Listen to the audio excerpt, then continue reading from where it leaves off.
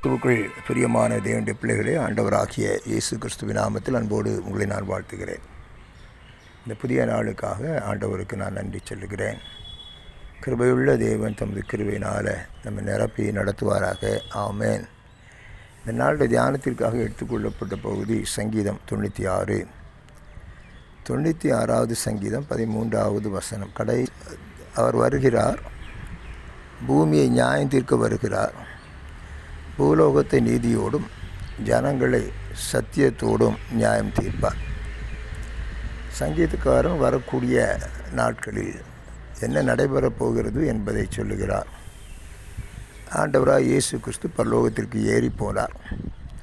மீண்டுமாக அவர் திரும்ப வரப்போகிறார்.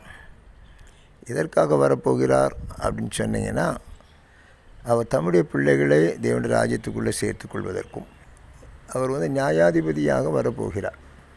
நியாயம் தீர்க்கிறதற்காக வரப்போகிறார். இந்த நியாய தீர்ப்பு யாருக்கு அப்படின்னு கேட்டிங்கன்னா, பூமியில் உள்ள எல்லா ஜனங்களுக்கும் அந்த நியாய தீர்ப்பு இருக்கிறது.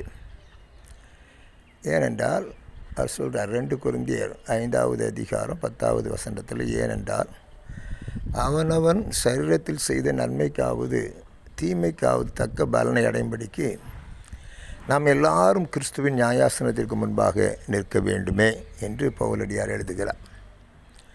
அதனால் இந்த சரீரத்தில் செய்த நன்மைக்காவது தீமைக்காவது தக்க பலனை அடையும்படிக்கு என்று எழுதுகிறார். ஆவியானது மீட்கப்பட்டிருக்கிறது, ஆத்மா மீட்கப்பட்டிருக்கிறது. இந்த சரீர மீட்பை எதிர்நோக்கி காத்திருக்கிறோம். இந்த உலகத்தில் நாம் வாழுகிற வரை இந்த சரீரத்தோடு வாழுகிறோம். அந்த சரீரத்தில் அவனவன் செய்த நன்மைக்காவது தீமைக்காவது தக்க பலனை அடையும்படிக்கு என்று எழுதுகிறார். அன்பானவர்களே, இந்த உலகத்தில் வாழுகிற காலம் வரை அவருக்கு பயத்தோடும் பக்தியோடும் நடந்து கொள்ள வேண்டியது அவசியம். அன்போடும் சத்தியத்தோடும் நடந்து கொள்ள வேண்டியது அவசியம். அவர் என்ன விரும்புகிறாரோ அதை செய்ய வேண்டியது அவசியம். அவருடைய இயேசு கிறிஸ்து இரக்கமுள்ளவராக இருந்தது போல நாம் இரக்கமுள்ளவர்களாக இருக்க வேண்டும் என்று விரும்புகிறார். தண்டனை பரம்பை நீங்களும் நானும் கையில் எடுக்காதபடிக்கு தேவன் நியாய தீர்ப்பு செய்வதற்கு விட்டுவிட வேண்டும் என்று ஆண்டவர் சொல்லுகிறார். யாரையும் குற்றவாளிகளாக தீர்க்காதிருங்கள், என நியாயாதிபதி அவர் மாத்திரமே என்று எழுதுகிறார். நீங்களும் நானும் ஆக்கினை தீர்ப்புக்கு ஒருவேளை உட்படுத்துவோமேயானால், மற்றவர்கள் தண்டனைக்கு உட்படுத்துவோமேயானால், மற்ற குற்றவாளியாக தீர்ப்போமேயானால் நீங்களும் நானும் ஆக்கினை தீர்ப்புக்கு உட்படுவோம் என்று அவர் எச்சரிக்கிறதை பார்க்கிறோம். இயேசு கிறிஸ்து உலகத்தில் வாழ்ந்த காலத்தில் நீங்கள் மற்றொரு மேலே ஒரு வேளை கல்லை தூக்கி எறிவதற்கு முன்னால் உங்களில் குற்றம் இல்லாதவன் ஒரு மேலே எரியட்டும் என்று சொல்லுகிறார். உங்களில் குற்றம் இல்லாதவன் எரியட்டும். இன்றைக்கு உலகத்தில் நம்முடைய பார்வையில் சரீரப்பிரகாரமாக அநேகரை நியாயம் தீர்த்து விடுகிறோம். அநேகருக்கு தண்டனை கூட நாம் வழங்குகிறோம். இது ஊழியத்திலும் இது நடைபெறுகிறது. அது மிகுந்த வருத்தத்திற்குரிய ஒரு காரியம். ஆண்டவர் வேத வசனங்களை சீர்படுத்துவதற்கும் ஸ்திரப்படுத்துவதற்கும் கொடுத்தார்.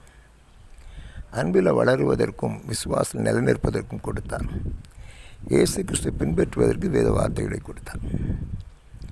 ஆனால் நீங்களும் நானும் ஒரு வேளை இந்த நாட்களில் நியாயப்பிரமாணத்தை கையில் எடுத்துக்கொள்ளாதபடி கிருபையை சார்ந்து கொள்வோம். கிருபையை சார்ந்து கொள்ளும்போது கர்த்தர் மிகுந்த பலனை நம்முடைய வாழ்க்கையில் கொடுப்பார் என்பதில் சந்தேகமில்லை. இயேசு கிறிஸ்து வருகிறார். எப்பவுமே ஞாபகத்தில் நாம் வைத்துக்கொள்ள வேண்டும்.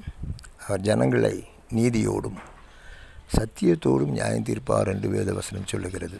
நாம் எல்லாரும் நியாயாசனத்திற்கு முன்பாக நிற்க வேண்டும் என்று பவுல் எச்சரிக்கிறதை பார்க்கிறோம். ஆனால் மிகுந்த ஜாக்கிரதையோடு நம்மை காத்து கொள்வோம். இந்த சந்தர்ப்பத்தில் அவருடைய கிருபைக்குள்ளாக நம்மளை மறைத்து கொண்டு தேவன் விரும்புகிறபடி வாழ கர்த்தர் நமக்கு உதவி செய்யட்டும். இந்த சரீரம் தேவனுடைய சரீரமாக இருக்கிறது.